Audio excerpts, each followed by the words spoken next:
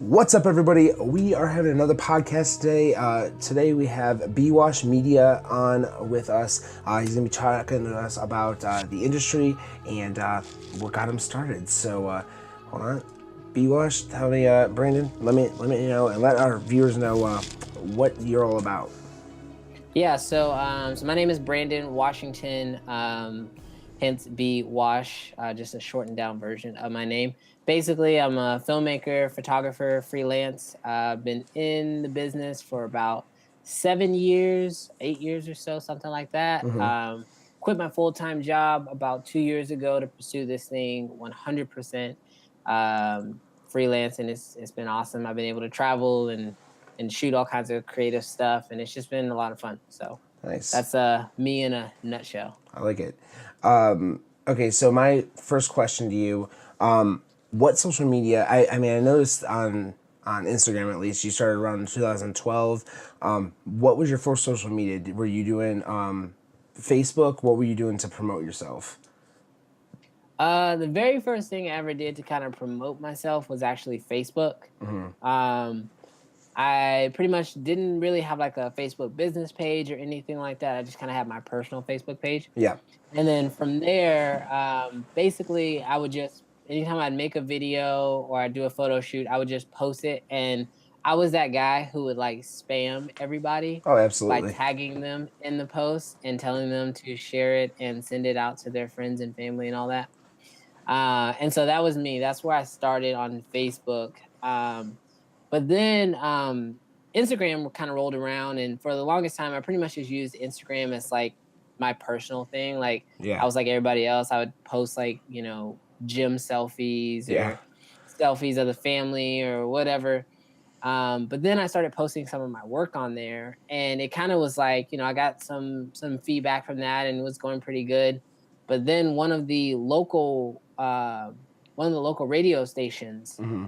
from here in Houston actually saw a video that one of my clients posted on their Instagram account, Okay. and they actually then found me, sent me a direct message. But because I really didn't know Instagram that well, it took me like a day before I actually saw it because it was sitting in my requested area. Yeah. And it turned into a really good job for me. And that's kind of where I learned that like there's business in Instagram.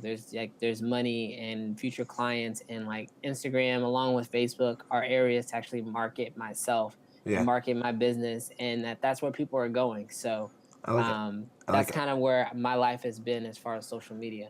Have you been using anything except for Instagram? Have you been using Twitter a lot? Like I know that you have a Twitter and everything, but are you mainly on Instagram? Yeah, so Instagram is my primary platform. Uh huh. I believe that everyone who is in a business, whether it's filmmaking or not, Yeah. you should have one platform. And until you've like strongly mastered that platform, you really shouldn't try to diversify too much. Mm-hmm. Just because your time is better spent locking down on just one thing. Yeah, absolutely. And then once you have that thing kind of like it's really going for you, then add something new to it. Yeah. But then also just because of the nature of my business, I mean, I'm a filmmaker and a photographer. Yeah. That is so visual Yeah, that I absolutely. find that people who go to Instagram are looking for something visual, but people who go to Twitter are more likely looking for words, if Yeah. that makes sense. That makes Like sense. Yeah. you go to Twitter. I mean, I know some people post pictures and those kind of things to Twitter, but that's not what it's designed for. Yeah. It's primarily designed for the 140 characters, or I think they recently just increased that number. But Yeah. it's designed for people to spread their information through words, and my information is very visual, so that's why I use Instagram and Facebook. I like that. And see, a lot of people, I notice a lot of people that are on Twitter that try to use the Instagram model on Twitter, and it's like I for me at least, I post motivational stuff every day, just one motivational quote every day, just because I enjoy the content of posting out motivational stuff, even if it's just on Twitter and on Instagram. But I feel that on Instagram it picks up a lot faster than it does on Twitter.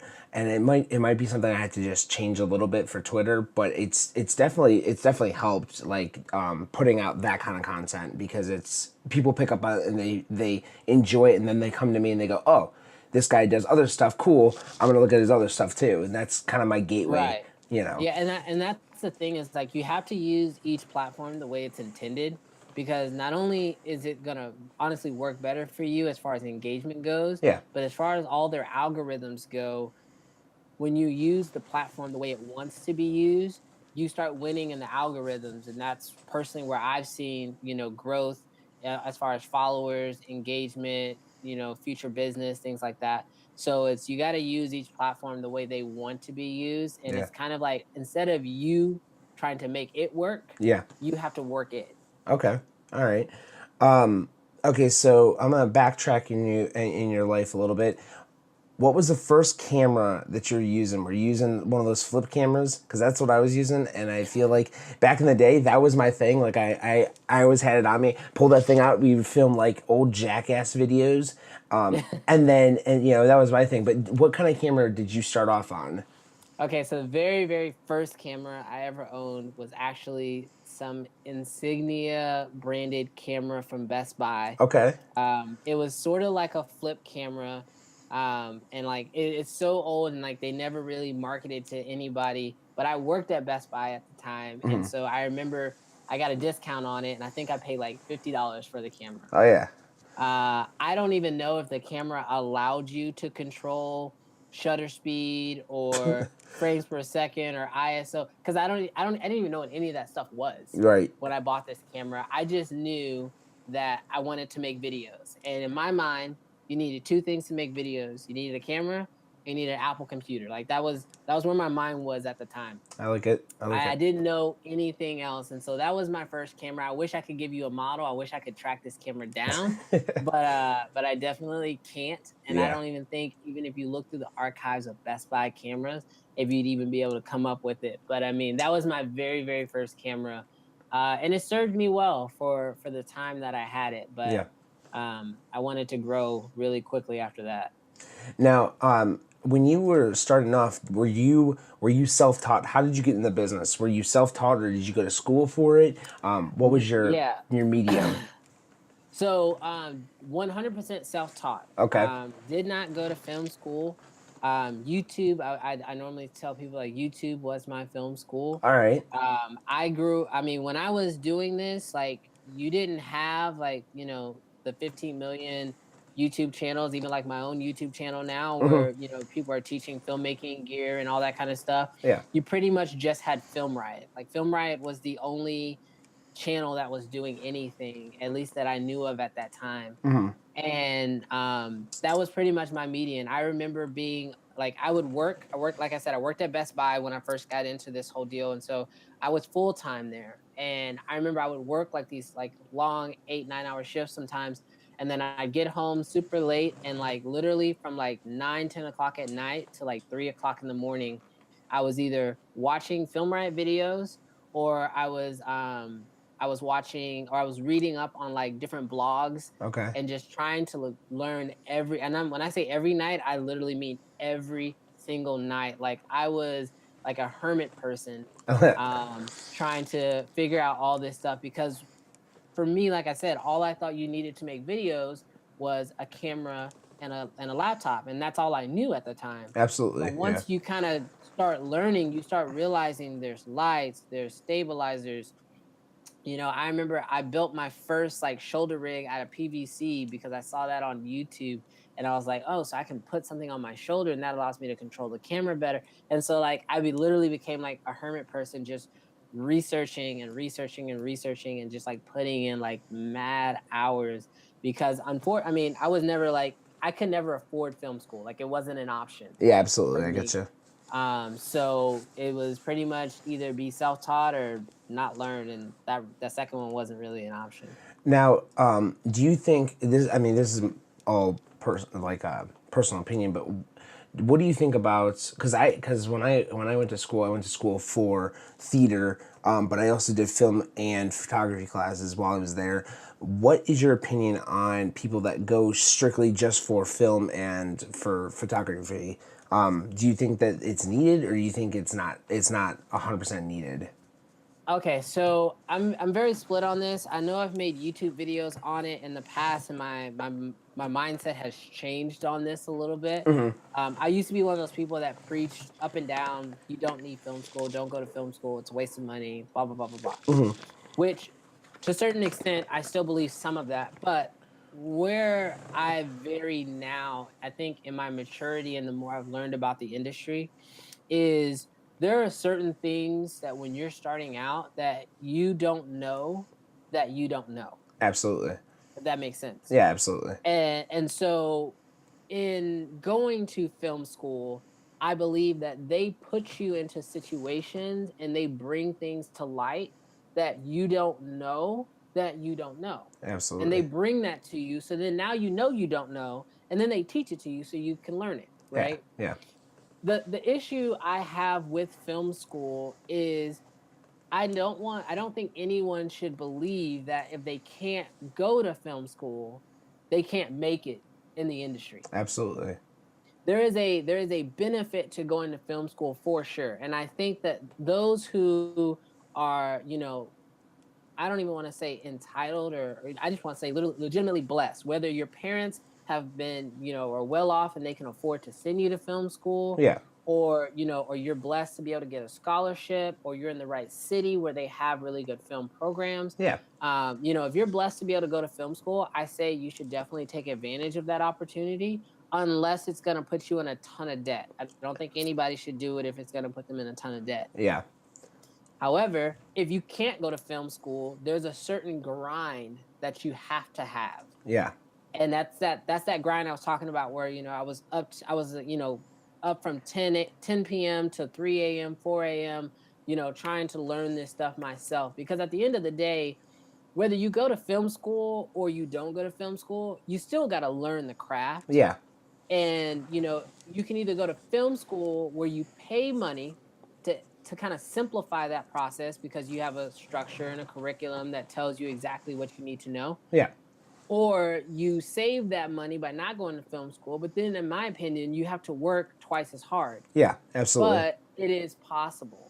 Yeah. I mean, I personally just feel like no matter, even if it's film school, photography, art, drama, whatever the case may be, Yeah. I feel like if you don't have to go to school in order to practice that craft, then school is not necessary. Right. Unlike a doctor, like Right. if you want to be a doctor, you better go to school because no one's gonna let you practice surgery on them. You Yeah. know If what I'm saying? if I have a But you doctor can, practicing on me and it's they're not. Yes, I would yeah, be they're free. not good, I'd be like, right? I don't trust you, man. I don't know if I Why trust your you. hand shaking? Like Yeah. that's a problem. But I feel like if you're in the arts and you can practice that, Yeah. whether that's picking up a camera or running out with some friends, or if it's picking up a paintbrush and just painting until you figure it out, Yeah. then no school isn't necessary. But there's always going to be things that you don't know that you don't know. And if you can go to school to simplify that process, then definitely take advantage of it. But if you can't, don't let that hinder you or don't let that stop you, Yeah. because you can still make it. Well, and I feel like there's a lot of people like on YouTube that really, personify that really show that. There's people like, the Casey Neistats and the Peter McKinnons who didn't go to school, who just picked up a camera, like, oh yeah, I like cameras, and then they just did their thing and they've done phenomenal things with it, And then there's I people, think, yeah, go ahead. I was gonna say, and then there's people that spend the 4 years in a film school and they're like, well, I have the building blocks for this, I should be doing great things, and then they're not, and they're like, well, why not? Why can't I get it? It all depends. I don't want to jinx myself here whatsoever, so knock on wood. Yeah. But I believe that the reason why you see people who did not go to film school be very successful, which I don't necessarily classify myself as being very successful yet, but I'm Yeah. definitely working there. Yeah.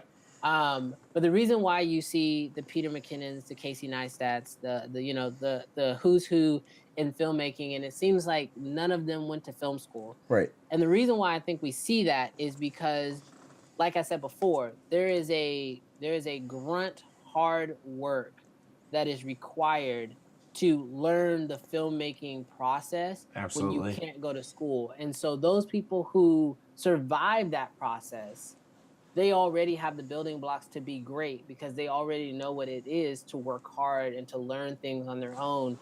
And so I feel like that's why we see that happen, Yeah. is because they've already worked so hard to learn the craft that that hard work is just a part of who they are. Yeah. I So like it. the possibility of not being successful isn't even an idea for them. Yeah. It's just a matter of putting in that work. And I mean, as you see with them, I mean, I think both of them are in their 30s. Yeah. So it takes time, Oh you yeah. know. Yeah. It It doesn't takes happen. time, but It doesn't it happen doesn't. overnight.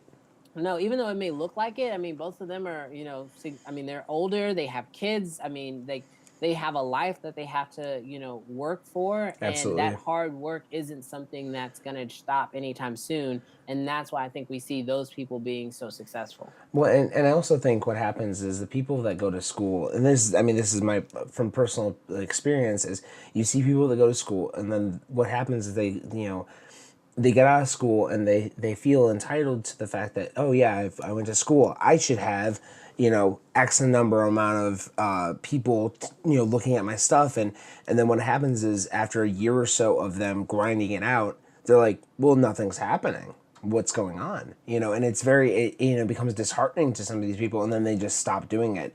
And I think that's the issue with people that didn't go to school and that didn't, they didn't have that structure that formed them as a filmmaker or whatever. Those guys have nothing to lose. They just want to push themselves to get better, even though there's nothing for them to lose. Right now, the guys that are focused on trying to pay their bills and pay for school that they went through, those guys have something to lose because they have debt, they have things that they have to Right. really worry about, and that's an issue. I mean, and I think that's across the board for any type of social media or any type of medium. People fall off a horse and then they don't get back on for 4 or 5 months, and then people are already riding past them because they've been on the horse every single day, didn't hinder from it, and that's a life lesson. Don't let one bad experience like kill it for you. That's one thing I notice a lot of people doing That's the one nowadays. thing I love most. I think that's the one thing I love most about our time. In our time more than any other time before, Yeah. if you were willing to work hard, you can make it in whatever it is, Yeah. I mean, look, I mean, for example, your podcast, right? Yeah. I mean, you sent me a message and I responded. The only because of the internet that's even a possibility. Absolutely. I mean, years and years ago, like this wouldn't even be possible. Not only because the technology wasn't there, but your ability to reach out Yeah. to people wouldn't be there. Right. You know. So I just feel like in today's time, more than any, like if you really want something, like it's gonna come to the surface. Like those who work hard, they're gonna float to the surface, and you're gonna be able to see it. And Yeah. those who don't, they're gonna sink. And they're not. You're not gonna be able to say it was because of one thing or another, because it always pretty much comes down to who worked hardest for it. Not necessarily about talent. It's more about who worked harder, because those who work harder will outwork talent like every day. Yep. I know that from a fact. Yeah, and that's a bit, that's another thing I like where you're going with that. With people who they have the talent but they don't have the drive. The people that don't have the talent. I don't know how to edit a great video all the time. My videos are not always edited beautifully, but you know what though? The content is trying to be there, and I push for the content to get better every time. So that's my big thing is like, I get people on here for this podcast to talk to them about their content and get them noticed, but also at the same time, I want to know to help myself to get more experience for myself on I upgrade, upgrade equipment, upgrade, how I do things, make my process faster. It's, it's a learning process for me as well as everyone else. Right. And I like the podcasting because I get to meet new people and I get to be exposed to people that I've never really got a chance to talk to and have a one-on-one with someone, and it's fantastic. It always, every time I've done this, it's always been a fantastic experience. So that's, I mean, that's, and I hope that continuing, I can keep bringing people back on and saying, okay, so what are you doing now? Like, what's up with your, your, photography, your videography, your whatever you're doing right now. I want to see what you're doing, and hopefully they continue to do the same thing. Absolutely. And I think what you're doing is great. I'm a huge fan of it. I love it. So my next thing. So I see your camera in the background. What camera do you have right now? So I own two cameras right now. This is the Canon 1DX Mark II. Okay. And then actually I have this guy right here. This is the Canon 80D. This is kind of my secondary camera. As you can tell, I'm very loyal to Canon. Yeah. Um, but I mean, I test out multiple cameras. I'm right now actually in the middle of a test between Canon and Sony.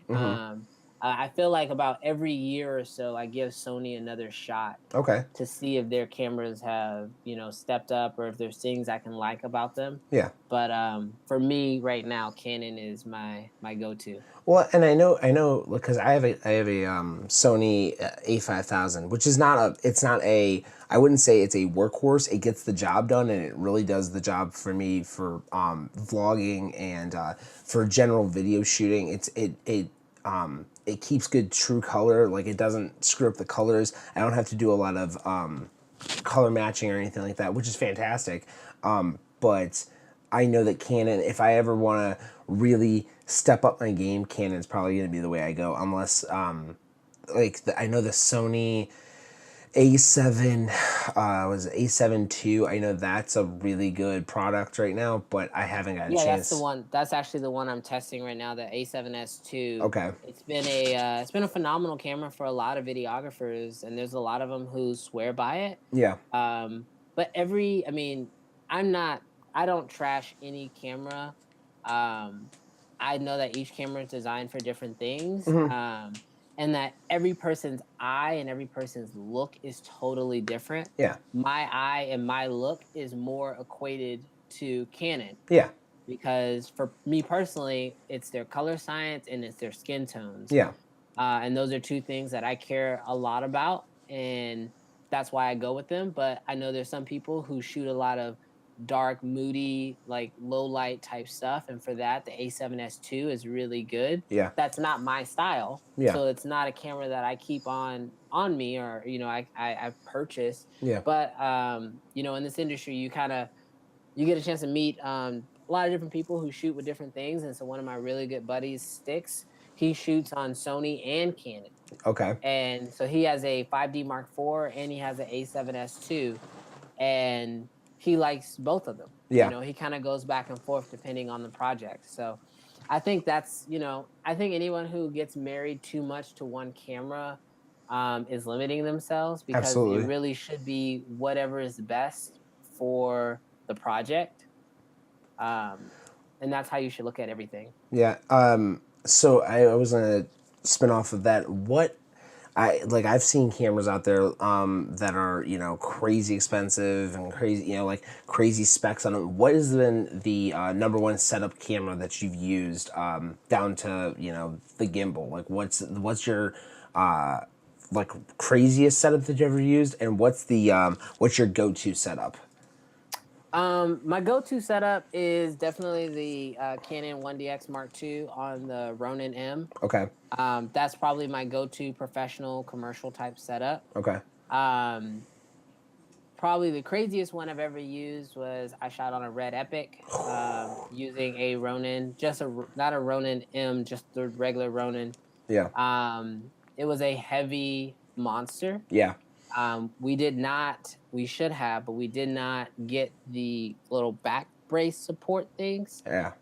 So, I mean, I was like can I curse on here? Yeah, go I for don't know. Okay. it. I mean, I don't know what all I can say, but yeah, I was like hella sore, and I mean that it was like, I mean, it was a bitch nonetheless. Like it was just like super heavy. Yeah. Um, and but it wasn't, but the images we got out of it were really good. Yeah. Um, I will say this: shooting on red is awesome. The workflow sucks. Yeah, that's what I've heard. I mean, it was the first time I actually shot on red. I've shot on red a couple other times, but Yeah. I've shot mostly like on Scarlets and Ravens Okay. since then. But the workflow was awful just because the size of the files were massive. Um, at the time, Premiere and Final Cut were kind of like on the edge of really integrating red Yeah. files and being able to really understand the raw files, and so that was tough. And then also um, grading it, or color, just doing a basic color correction and then Yeah. trying to grade it. Um, I mean, not the cameras, the computers were struggling. That's actually when I learned about creating proxies Yeah. and that kind of stuff. So it's funny, like you're on set and you're shooting with this big professional camera and you're like super excited and everything is looking great. Yeah. But then you bring it back to your computer and you load it all up and you get ready to start editing. You're just like, what the hell am I gonna do with all this? Yeah. Because it's a lot. It's a lot at that point. But this is why I feel like when like these cameras are obviously designed for like big budget movies, Absolutely. and there's entire teams behind this to get this thing to work right. Yeah. And so whenever you're working with red, you pretty much have to be in that same boat. You got to have entire teams behind you to make sure that comes out well and at a decent time. Yeah, and the only people that I know that I've seen handle those cameras, the red camera, have been Linus Tech Tips and Marquise Brown. Was it MKBHD? MKBHD. Yeah, Yeah, I'm a huge fan of his. and those two literally use those cameras to shoot their everyday videos, which is insane to me. And Yeah, complete overkill. well, and Marquise even said, he's like, I don't shoot on this camera because I want to shoot on a 4K camera. He's like, I shoot on this camera because in the future, this is what is going to be the standard of the YouTube. And it's like, he's like, I just want to future proof myself, which is insane. But I feel like if I ever got a chance to shoot on one of those, I'd feel the same way. You get that workflow down and you're able to, have a computer that can, do the work for it, and not get bogged down and have any problems, then you're fine. But if you have a computer that is struggling a little bit, yeah, I can see what you're saying. I have issues sometimes with Premiere. For me, I'll be in the middle of doing a project and I frequently save it just to be safe, and then there'll be sometimes where the computer will just not want to mess with the footage, and then I have to completely start over my computer just to keep it running properly. Right. And that's everything. That's just footage itself for me. Yeah, well, I mean, the other thing you have to think about is like the value of your footage itself. Yeah. I mean, you look at, MKBHD, or I look at Devin Supertramp. Oh yeah, of He's course. another YouTuber who's been shooting on red for a long time. And, their footage that they're capturing is not only valuable to them for their YouTube community, but it's also valuable to other companies. Yeah. I would not be surprised if, companies like Samsung or Huawei or anyone else whose product that he's reviewing on his channel contact him for that same footage. Absolutely. Because it looks so good and it looks so commercial that it could be in a commercial. Yeah. And if he's shooting it in 8K and it's ready to be delivered in the highest quality possible, when those clients call him and want to buy that footage for him, Yeah. it's in the highest quality that they can possibly ask for, and then that gives them the most opportunity to use that footage. Absolutely. Yeah. So I mean, if you ever consider, if you're shooting something and you're ever thinking like, okay, this is a great video for me, but if you can think bigger than that and think, okay, this might just be really good stock video, Absolutely. for someone else, then you're more likely to want to shoot it in that higher resolution, so that way whoever you then sell it to, it becomes more valuable to them. Yeah. Well, that's my next step with my videos that I do. I do a lot of tech videos, like I do tech videos, I do vlogs, and I do podcasts. And the vlogs that I do, I've gone like California. I went to California in October, and there was some times where I'm like, damn it, I wish I had a drone, because I would have sent the drone up. There were so many days that it was so beautiful outside, and I was like, this is, so next year, or this coming up year, when I go back to California, I'm going to make sure that at that point I have a functioning DJI drone to send with me. And it might cost me a little bit of money, but at the same time, that footage that I'm getting is fantastic footage, and it's something that I never had a chance to do before. So it's something that I really want to do. Even if it's just getting the spark and sending a spark up, because the sparks for $400, you're still making an amazing 1080p video out of it, and you're not getting crappy quality, to be honest. Right. Yeah, absolutely. I mean, I'm personally a huge fan of DJI. I mean, I have my Mavic actually sitting right here on my desk because I was just getting some footage off of it. Nice. But I mean, I'm a big fan of DJI. So whether it's the Spark or the Mavic, which is Yeah. my number one favorite drone right now, Yeah. and has been for a little over a year now. Yeah, I mean, having just that extra quality to be able to add to your footage, because I mean, you never know when you'll reuse some of that footage, whether you're making a demo reel or a 2018 recap video or whatever. Yeah. It's just good to have the highest quality you can get sometimes, because you never know. Because like I said, it can be it can be valuable to multiple people over a course of time. It's not always just in that moment. It could be 2 years down the line, Absolutely. and something happened, and then you want to be able to call back on that footage and make sure that it works with your current edit. I like it. Yeah, and I would say that don't for this is, I mean, this is, can be advice for everyone, that I, at least from me, is don't go crazy with your equipment. Don't buy the best camera in the world, because you might not need the best camera in the world for what you're doing. That's for sure. Don't go insane with it, because then you're like, damn it, I just spent, $1,500 on a camera, and it's just the body, it's nothing else. And I could have bought a camera that was a little bit less expensive and still got a great quality image out of it, or a great quality video out of it. And I think that's that's another thing that people tend to do, is they overdo it, and it's just like they kind of kill themselves on it because of that.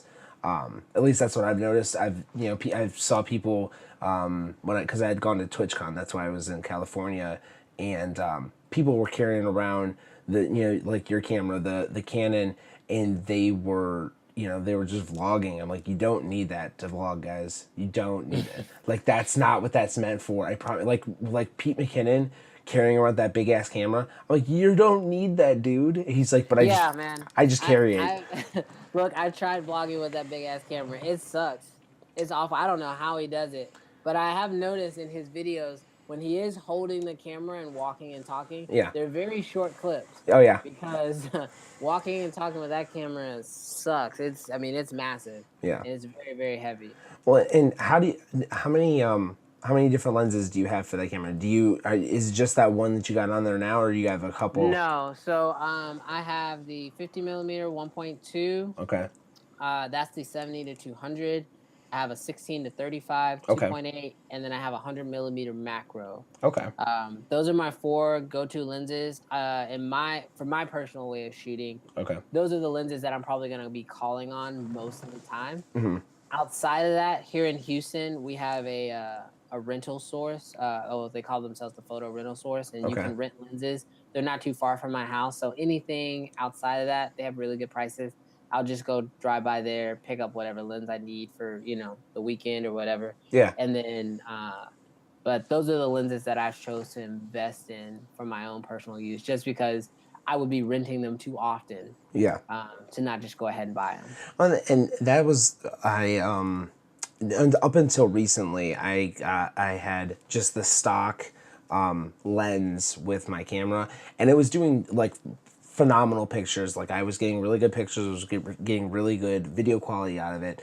And then I got Oh, it was a prime lens. It's a 35 millimeter prime lens, a Sony prime lens that I got, Yeah. and it was a gift actually from a Reddit gift exchange, and the guy gave me that, and I was like, I started using it, and I'm really enjoying the lens. It's very good with bokeh. Like I freaked out because I'd never had something this expensive in my hand, and yeah, it's definitely nice to have a little bit of a change up. Because the fact that the camera lens that I have now, or the first one I had, was unlimited uh, uh, field of view, so it would it could focus forever, which is awesome for some stuff, but not awesome for everything. And then like this kind Right. of it bokehs out everything behind me, so I was like, this is perfect for vlogging and shooting close up videos and stuff like that. So I'm going to be using that more often.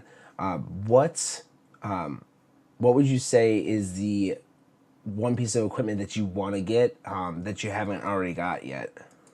Number one piece of equipment on my buy board. Actually, I have a buy board right over there. It is the Aperture 120D. Okay. It's a light. Okay.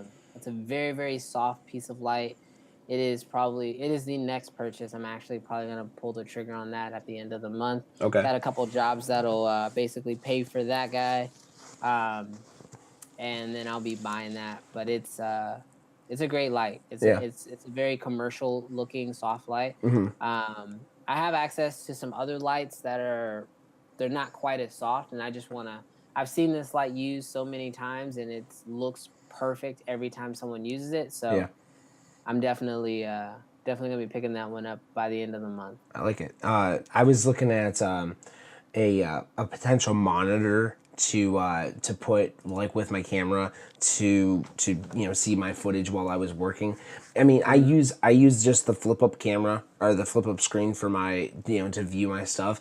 But when I sit kind of farther away from my camera, I'd like to have the screen next to me. I was looking at maybe a small HD Yeah. version. Those ones are really nice. A buddy of mine, another Instagram dude that named Tom, who actually interviewed back in the day, like a couple months ago or whatever. Him and I were talking about the Apollo screen, and what it does is you plug in the HDMI like normal or whatever to view, but what it does is you can take that one camera angle and make it into 4 different camera angles with that Yeah. one camera, or you can feed other cameras into it and then see it all on one screen, and it records as individual footage on that one camera or on that one I've seen that card. one. I haven't done enough research on it. So my right now on my board, it is to get that light, and then after I get that light, I'm been testing out some new picture profiles on Okay. my camera recently.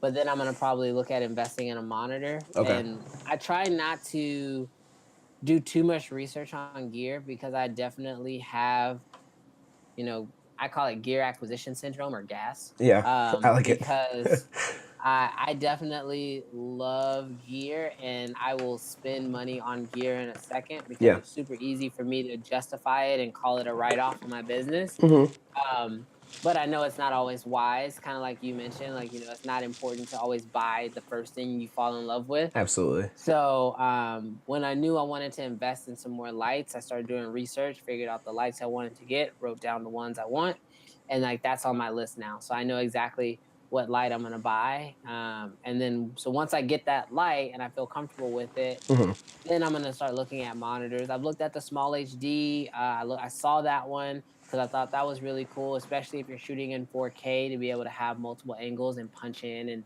things like that. Absolutely. Yeah. And then to be able to record all those channels, which I thought was really cool. The other one that I was looking at is one by Shogun. Okay. They call it the Inferno. It's also a recorder. And the only issue I currently run into with recorders is, for whatever reason, I don't know why. This is one of my biggest gripes about Canon. Is even though this camera records internally 4K, if it's outputting via HDMI, it only outputs 1080. Okay. So even if I go into one of those recorders, it's only going to be recording a 1080 image. Ah. So That's my biggest gripe and why I'm probably gonna lean more towards the small HD. Yeah. They have one called the Focus. It's a touchscreen one, and I like that one.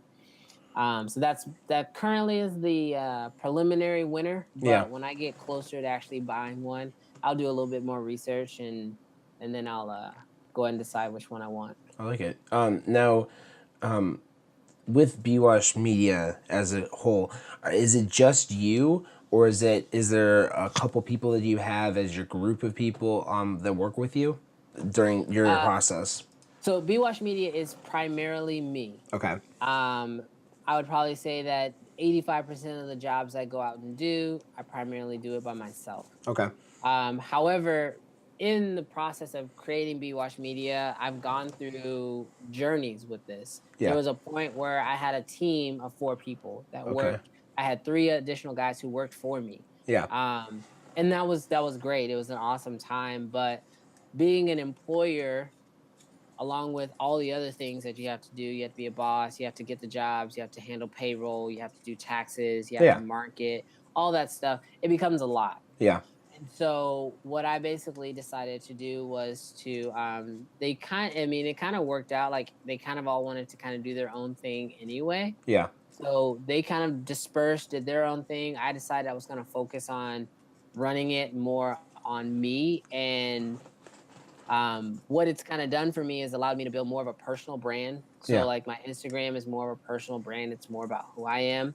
But because I still made these connections and I didn't burn any bridges in the process, when the jobs require it, I can call on people. Oh, absolutely. So for example, not next week, but the following week after that, I have a pretty big commercial shoot. Hmm. And it's one of my bigger budgeted ones. And I'm gonna need, I'll be there. I have a producer who's gonna be helping me to produce the thing. I'll have a second camera operator. I'll have a boom operator, and then I'll also have someone else out there to do DTI, which is just basically to take footage off of our cards, dump our cards, organize everything, and so it's a bigger team Yeah. in that whole process, Yeah. and that's just depends on the job. Yeah. Not every job needs 5 people. Not every job needs 2 people, Yeah. you know? Absolutely. So So I found that it's just easier to keep myself employed and then bring in people contracted as needed. yeah, and say sometimes it can get daunting.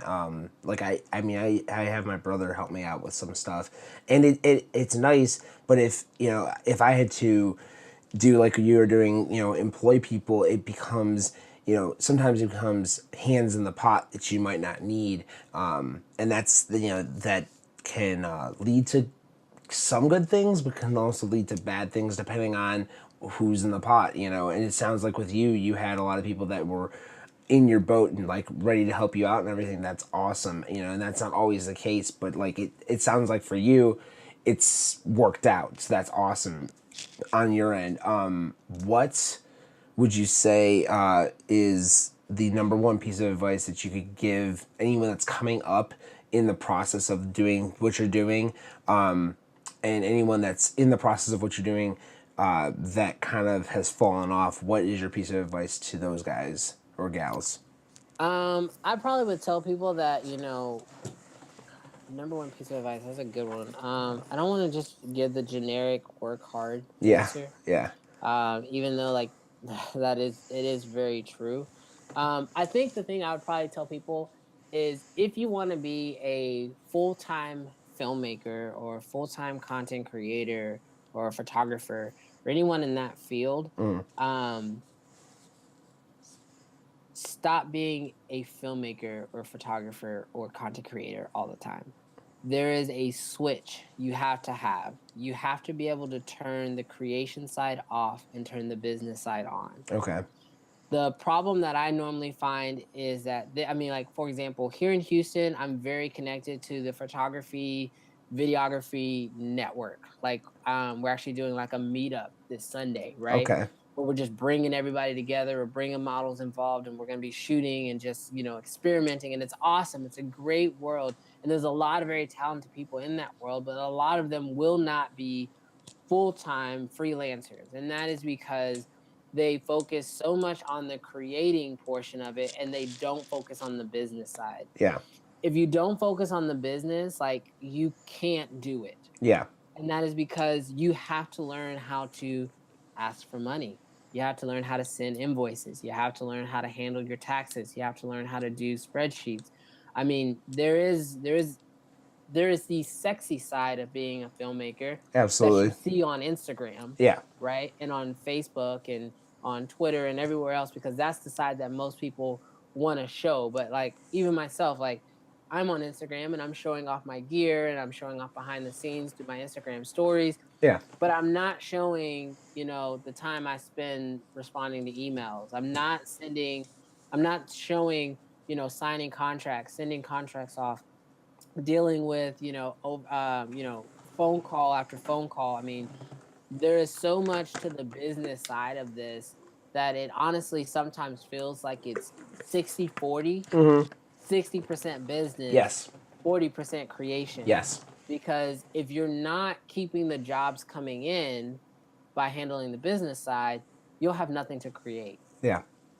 So I mean, that's what I would say to anyone who wants to do this as a profession. Now, if you're just doing this as a hobby, you like making videos and it's not about making money, you have a full-time job that you love and you want to continue to do that, but you just want to continue to grow, I would just say, keep watching videos on YouTube. Like, obviously you are. If you're watching this podcast, you're watching this wanting to grow, keep doing that same thing. Yeah.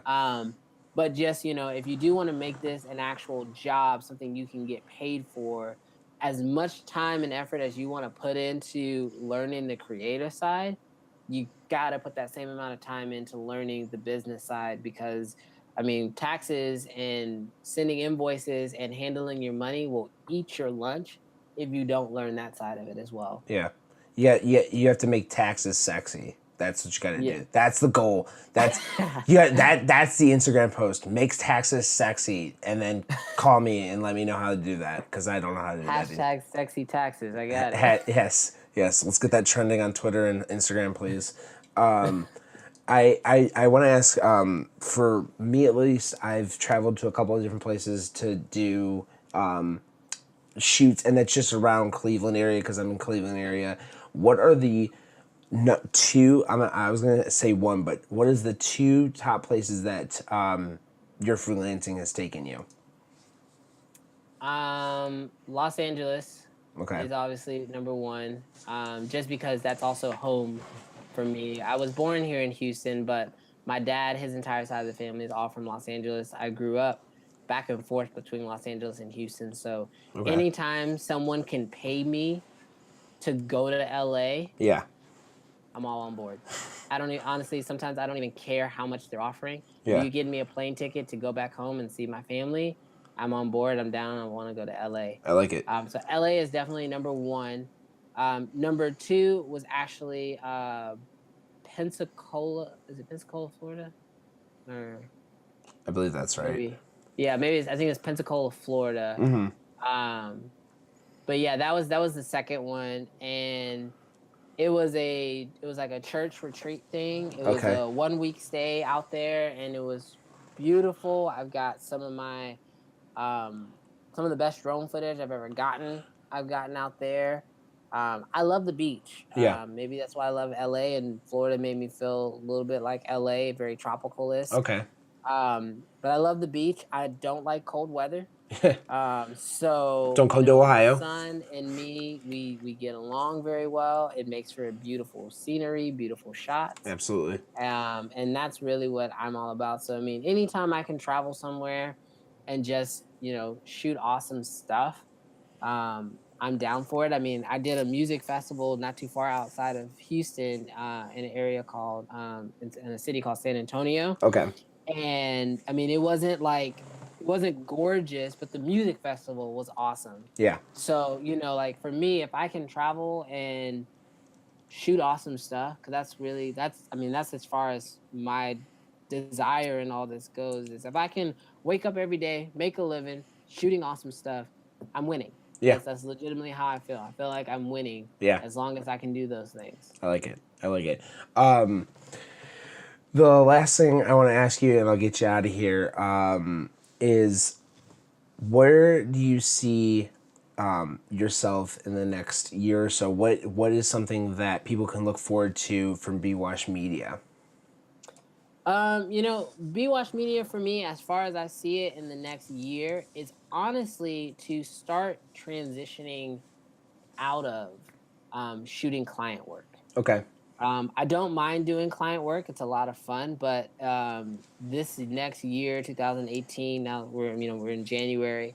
One of my biggest goals is to continue to build my personal brand through filmmaking still, but to start really giving back and teaching more. So this is why like I've been dedicated a lot more to my YouTube channel, to teaching tips and tutorials, and I've been trying to really grow that. And also with that, I release, presets. I'm actually in the process of getting ready to release my first book. I So like I it. just wrote a book. It's a beginner's guide to filmmaking.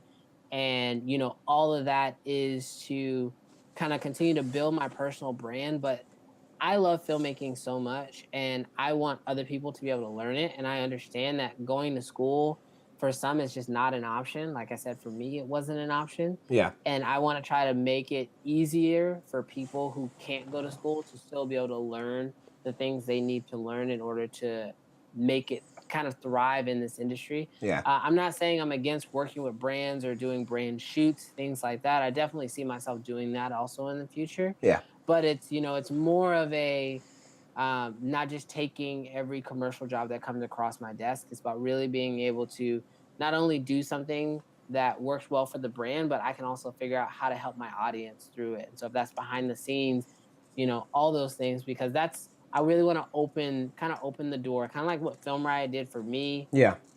6, 7 years ago, 7, 8 years ago, actually, by showing me what it was like.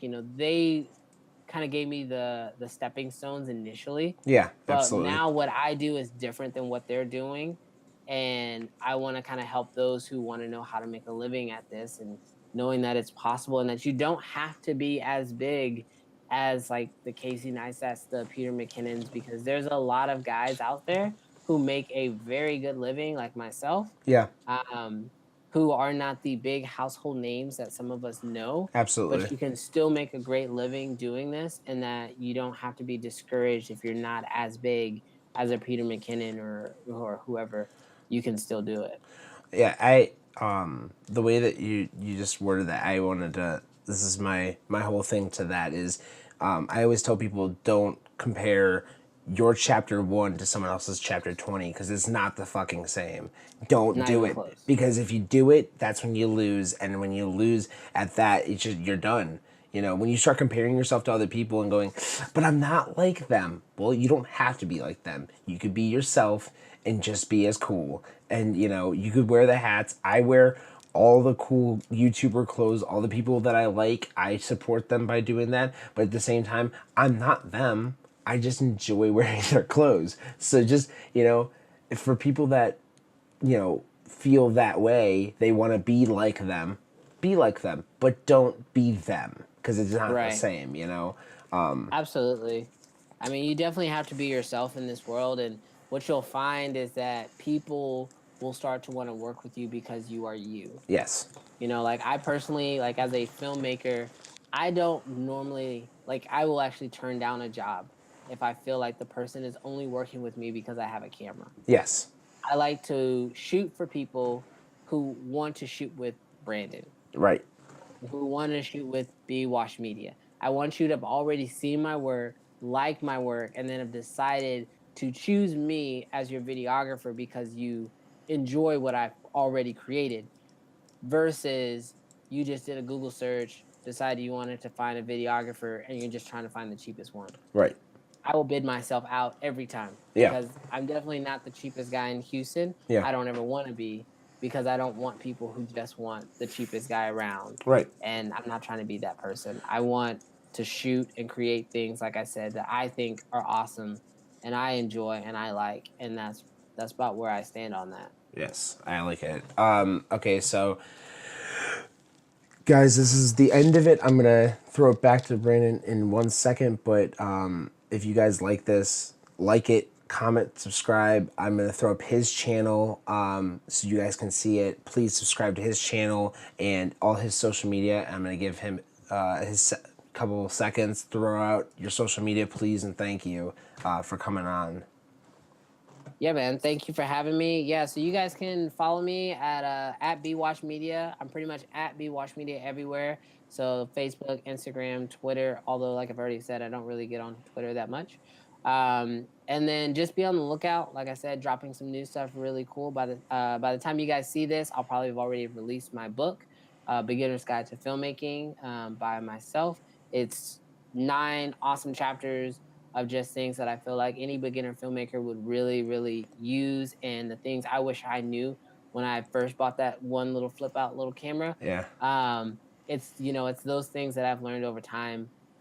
Awesome graphics. It's been very well put together. I've had a team help me do that. So super excited about that. And then also, like I say, if you guys ever have any questions for me as well, my DM is open to everyone. So if you guys have filmmaking related questions, you can always catch me on Instagram and ask me those questions, because I try my best to respond to everyone who sends me a message. Where can they find your book, by the way?